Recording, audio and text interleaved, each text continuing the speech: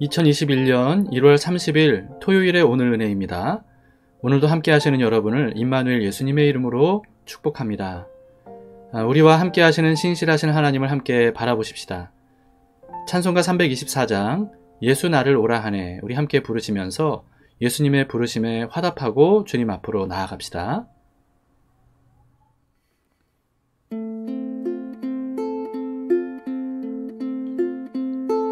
예수 나를 오라 하네, 예수 나를 오라 하네. 어디든지 주를 따라 주와 같이 가려네. 주의 인도하심 따라, 주의 인도하심 따라, 어디든지 주를 따라 주와 같이 가려네. 겟세마네 동산까지 주와 함께 가려 하네. 피땀 흘린 동산까지 주와 함께 가려네. 주의 인도하심 따라, 주의 인도하심 따라, 어디든지 주를 따라 주와 같이 가려네. 심판하실 자리까지 주와 함께 가려 하네. 심판하실 자리까지 주와 함께 가려네. 주의 인도하심 따라, 주의 인도하심 따라, 어디든지 주를 따라 주와 같이 가려네. 주가 크신 은혜 내려 나를 항상 돌보시고, 크신 영광 보여주며 나와 함께 가시네. 주의 인도하심 따라, 주의 인도하심 따라, 어디든지 주를 따라 주와 같이 가려네.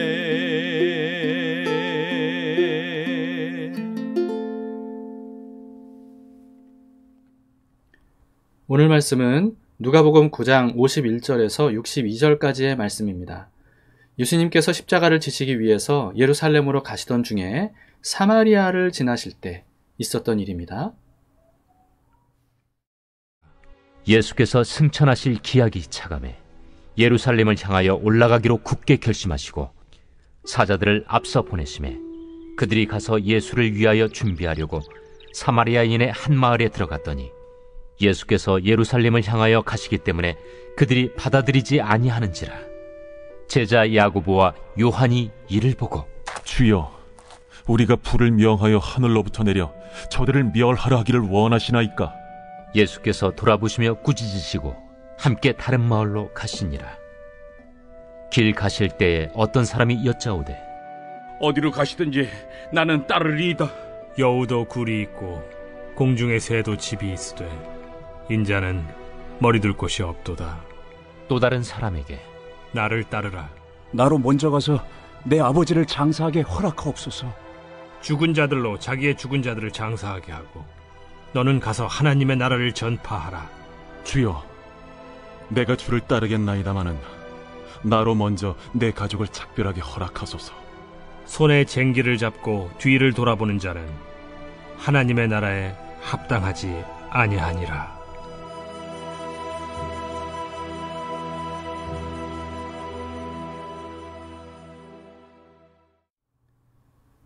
이스라엘 북부에 있는 갈릴리 지역에서 활동을 하시던 예수님께서 이제 십자가를 져야 할 때가 가까워지니까 이제 남부에 있는 예루살렘을 향해 출발을 하시게 되죠. 근데 가시는 길에 사마리아를 경유하려고 하셨어요. 그런데 사마리아 사람들이 예수님의 일행을 받아들이지 않았다는 겁니다.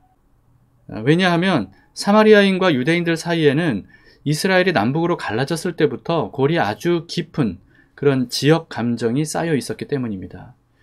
야고보와 요한은 이게 분했는지 예수님께 이렇게 여쭈었습니다. 54절에 주여, 우리가 불을 명하여 하늘로부터 내려 저들을 멸하라 하기를 원하시나이까? 자, 예수님은 그런 제자들을 꾸짖으십니다. 그리고는 다른 마을로 향하셨죠. 어제 본문 말씀 중에서 제가 다루지 않았던 내용이 있었는데요. 어떤 사람이 예수님의 이름으로 귀신을 내쫓는 것을 제자들이 봤다는 거죠. 그런데 그 사람이 자기들에게 소속된 사람이 아니었다는 이유 때문에 그런 일 하지 못하게 했다고 그렇게 예수님께 제자들이 보고를 했다는 겁니다. 예수님은 제자들에게 그러지 말라고 타이르셨어요. 이 모습을 보면 제자들은 마치 예수님의 이름으로 귀신 쫓아내는 것에 대해서 저작권을 주장하기라도 하는 것처럼 그렇게 자신들만의 고유 권한으로 주장을 했던 겁니다. 제자들은 귀신 들린 사람이 고통으로부터 고침받고 회복되는 것, 그거보다도 자신들의 권한을 더 중요하게 여겼다는 것을 이 단적인 예를 통해서 우리가 볼 수 있습니다. 여러분, 이렇게 제자들의 모습을 보면 제자들에게 이미 특권의식이 스며들어 있었다는 것을 우리가 알 수가 있습니다. 수많은 사람들이 예수님께 모이면서 엄청난 환호와 지지를 보내니까요. 예수님의 제자들이 마치 인기를 얻은 연예인이라도 된 것처럼 그렇게 특권을 주장하려고 했던 겁니다. 예수님은 지금 십자가를 지러 예루살렘으로 가시는 중이잖아요. 그런데 예수님과 함께하는 제자들은 예수님께서 이미 여러 번 죽으실 것에 대해서 예고하셨음에도 불구하고 출세할 것에 대한 꿈에 부풀어서 어깨에 한껏 힘이 들어가 있고 들떠 있는 어떤 그런 모습입니다. 우리도 예수님을 믿고 따르는 것을 제자들처럼 여기고 있지 않은지 오늘도 한번 점검해 보시기를 바랍니다. 57절부터 62절에는 길에서 만난 세 사람이 차례로 등장을 합니다. 첫 번째 사람은 예수님에게 어디로 가시든지 따르겠다고 적극적으로 나섰어요. 그런데 예수님은 뜻밖의 말씀을 하셨습니다. 58절에 예수께서 이르시되 여우도 굴이 있고 공중에 새도 집이 있으되 인자는 머리 둘 곳이 없도다. 이렇게 말씀하셨다는 거예요. 이게 무슨 말씀이냐 하면 예수님을 따른다는 것은 그만큼 피곤하고 힘든 일이다 라고 하는 겁니다. 사람들에게 거절과 배척을 당하는 일이다 라고 하는 거예요. 그런데 그래도 나를 따르겠느냐 라고 하는 말씀이죠. 다시 말해서 그 모든 것을 감수하고도 나를 따르겠느냐 라고 하는 거예요. 예수님은 사람의 중심을 아시는 분이잖아요. 근데 이렇게 말씀하신 이유가 뭘까요? 아마도 예수님을 따르겠다고 적극적으로 나선 이 사람이 사실은 예수님을 따르려는 이유가 출세와 성공을 위해서였기 때문이 아닐까 싶습니다. 이 사람은 아마도 예수님을 따르면 부와 명예와 안전이 보장될 것이라고 생각했을 수도 있어요. 예수님의 말씀을 들은 이 사람의 선택은 어땠을까요? 그래도 예수님을 따랐을까요? 아니면 예수님 곁을 떠났을까요? 사실은 그 사람이 어떤 선택을 했는가 보다 중요한 것은 우리가 어떤 선택을 할 것인가 라고 하는 거겠죠. 두 번째 사람은 예수님께서 나를 따르라 라고 하시니까 먼저 아버지를 장사하게 해달라고 허락해 주시라고 그렇게 청합니다. 여러분, 이 말은요, 지금 아버지가 돌아가셨기 때문에 장례를 하는 중인데 장례가 끝나면 따르겠습니다, 이런 말이 아닙니다. 아버지가 언제 돌아가실지 모르겠지만 아버지가 돌아가신 이후에나 예수님을 따르겠습니다 라고 하는 말이에요. 이 사람은 이렇게 말한 겁니다. 저는 정말 예수님 따르고 싶습니다. 머리 둘 곳이 없는 그런 불편, 그런 어려움쯤은 다 감수할 수 있습니다. 그런데 지금은 부모님에게 해야 될 도리가 아직 남아있기 때문에 지금은 어려울 것 같습니다. 나중에 꼭 주님 따르겠습니다. 뭐 이런 식으로 말한 것과 같은 거죠. 그런데 예수님은 그런 사람에게 재차 예수님을 따르라고 말씀하십니다. 이 사람이 예수님을 따랐을까요? 예수님을 따르고 하나님의 뜻대로 살려고 할 때 가장 큰 걸림돌은 가족일 때가 많은 것 같습니다. 가족과의 불화가 두려워서 신앙생활을 포기하는 사람들도 상당히 많이 있습니다. 부모의 반대 때문에 하나님의 부르심을 따라 살지 못하는 사람들도 많이 있어요. 자녀를 보다 더 좋은 환경에서 키우고 싶은 마음에 말씀과 성령의 인도하심을 모른 채 하거나 또는 미루는 사람들도 사실은 많이 있습니다. 여러분, 그리스도인들이 박해를 받을 때 가장 견디기 어려운 게 뭘까요? 자기가 고문을 당하거나 순교당하는 것보다 더 고통스럽고 견디기 어려운 것은 사랑하는 가족이 자기로 인해 고통당하는 거 아닐까요? 예수님을 부인하지 않으면 가족을 고문하거나 죽이겠다 라고 하는 협박을 받을 때 여러분, 어느 고문이나 어느 협박보다 이런 협박이 가장 이기기 어렵고 견디기 어렵지 않았을까요?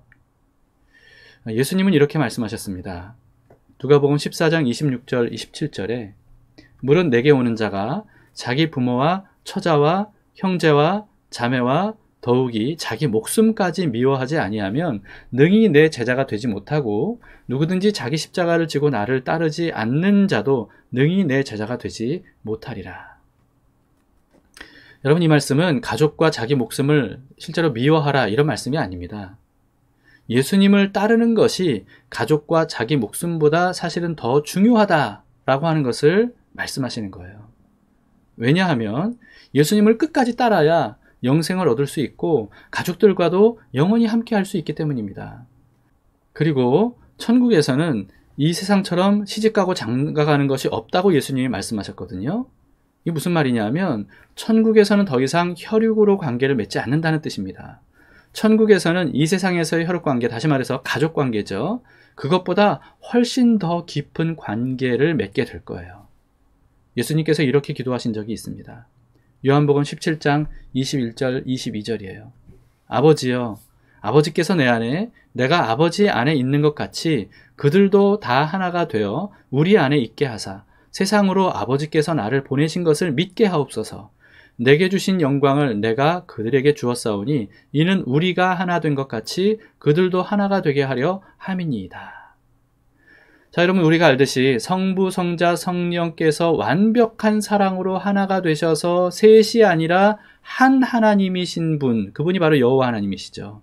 여러분, 그런 여호와 하나님과 같이 천국에서는 모든 구원받은 사람들이 온전한 사랑으로 하나가 될 것이라는 겁니다. 여러분, 그렇기 때문에 이 세상에서는 가족관계가 어떤 인간관계보다 가장 중요하긴 하지만 그러나 가족관계는 영원한 것이 아니기 때문에 예수님을 따르는 것보다 중요할 수는 없다라고 하는 것이 예수님께서 말씀하신 의미입니다.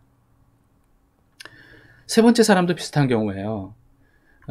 이 사람은 예수님을 따르기 전에 먼저 가족에게 작별 인사를 하게 해달라고 부탁을 합니다. 그러나 예수님이 뭐라고 대답하셨냐면 쟁기를 잡고 뒤돌아보는 사람은 하나님 나라에 합당하지 않다 이렇게 말씀하시면서 그냥 곧바로 따르라고 말씀하시죠. 왜냐하면 여러분, 예수님을 따르겠다고 작별 인사를 하잖아요. 여러분, 그러면 가족들이 어떤 반응이 있을까요? 아마도 말릴 겁니다.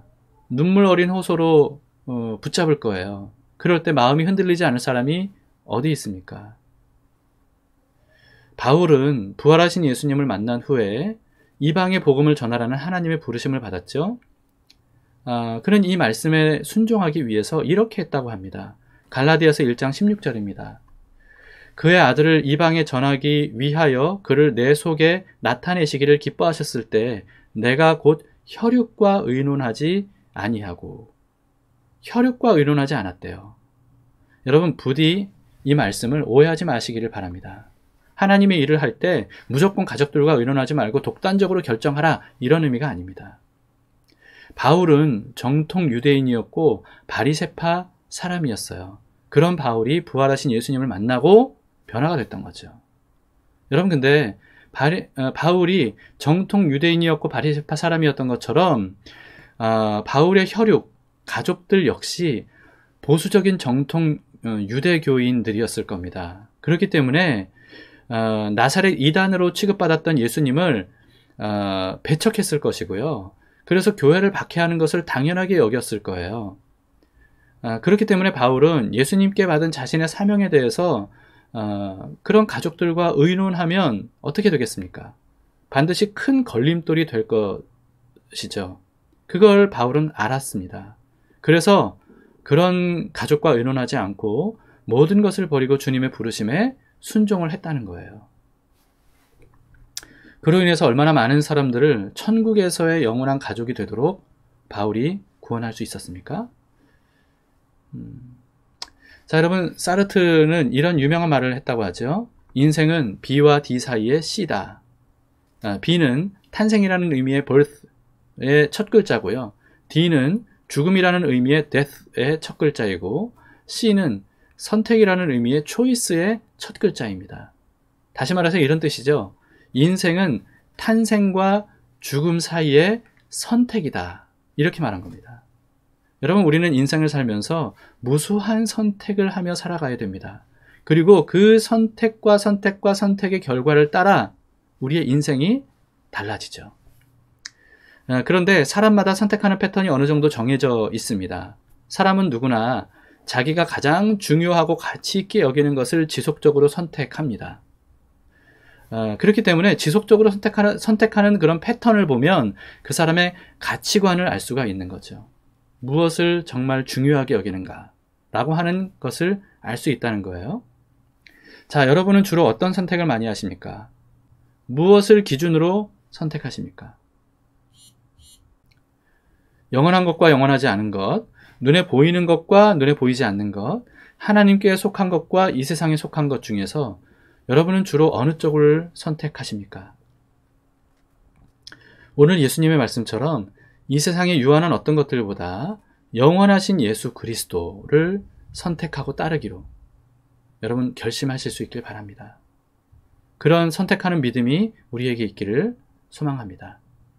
예수님을 더욱 사랑하고 따르기를 원하는 마음을 담아서 예수 사랑합니다, 더 원합니다 라고 하는 찬양을 함께 부르면서 우리 마음으로 고백합시다.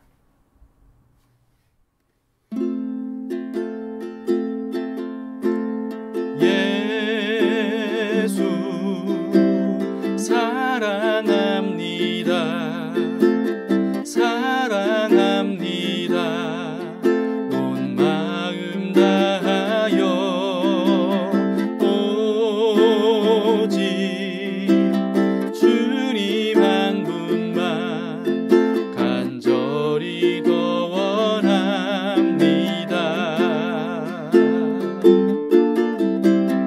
예수 사랑합니다. 사랑합니다. 온 마음 다하여 오직 주님 한 분만 간절히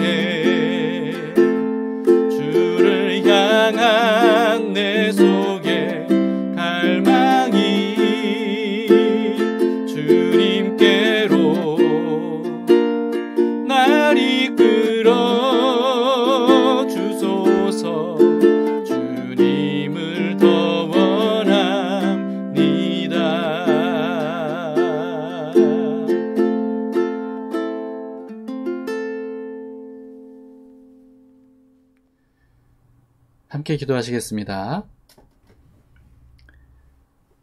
주님, 우리가 예수님을 믿는다 하면서 예수님의 뒤를 따르지 않을 때가 얼마나 많은지 모릅니다. 이 핑계 저 핑계를 대고 예수님의 뒤를 따르기보다는 다른 것들을 따를 때가 추구할 때가 얼마나 많은지 모릅니다. 우리의 이와 같이 믿음이 없고 패역한 생각을 주님 바로잡아 주시기를 원합니다. 오직 주님만이 우리의 삶의 주인이시고 가장 좋은 길로 인도하실 선한 목자이심을 믿고 따라갈 수 있기를 바랍니다. 이 세상에 어떤 것보다 주님을 따르는 것이 가장 고귀한 일이고 가장 필요한 일이고 가장 중요한 일임을 우리가 믿음의 눈을 들어 볼 수 있기를 원합니다. 그리고 예수님의 뒤를 따른다는 것이 무엇인지를 분명하고 확실하게 알 수 있기를 원합니다. 예수님처럼 사랑하고 예수님처럼 겸손하고 예수님처럼 자기를 희생하는 그런 삶으로 우리가 나아갈 수 있도록 도와주시며 그 삶을 위하여 모든 것을 다 내어걸 수 있는 그런 헌신과 믿음이 우리 가운데 굳건히 세워질 수 있도록 도와주시옵소서. 그럴 때 주님께서는 우리를 통하여서 수많은 사람들을 주께로 돌아오게 하며 수많은 사람들을 천국의 자녀로 하나 되게 하셔서 불러주실 줄 믿습니다. 주님, 우리가 그런 일에 부름을 받았사오니 우리를 그 귀한 일에 잘 쓰임받을 수 있도록 도와주시고 우리에게 주님의 뒤를 따라 주님을 닮아가는 그런 삶을 통하여 많은 사람들에게 구원의 길을 제시하는 그런 믿음의 일꾼들이 될 수 있도록 인도해 주시옵소서. 오늘 우리와 함께 하시며 우리를 부르신 주님 감사를 드립니다. 오늘도 주님의 음성을 들었으니 그 음성이 들리는 대로 따라갈 수 있는 그런 하루가 되기를 원합니다. 오늘 하루도 우리의 예배로 받아 주시옵소서. 예수님 이름으로 기도드립니다. 아멘. 자, 감사합니다. 두 가지 기도 제목을 말씀드립니다. 첫 번째, 어떤 상황 속에서도 예수님을 선택하고 순종하며 따르기를 원한다고 여러분 그렇게 기도할 수 있으면 좋겠습니다. 그리고 두 번째는 온 가족이 그리스도 안에서 한 마음 한 뜻으로 오직 하나님만 섬기는 믿음을 품은 그런 가정이 될 수 있도록, 믿음의 가정이 될 수 있도록, 그래서 주님을 따르는 일에 모두가 온 가족이 한 마음을 품을 수 있는 그런 가족이 될 수 있도록 여러분 간절한 마음으로 함께 기도할 수 있기를 바랍니다. 자, 오늘도 우리가 주님을 선택하는 하루가 되기를 바랍니다. 순간순간마다 어떻게 무엇을 선택할까라고 생각할 때 주님을 생각하시면서 올바른 선택을 하며 오늘 하루도 아름다운 열매를 맺는 하루가 되시기를 축복합니다.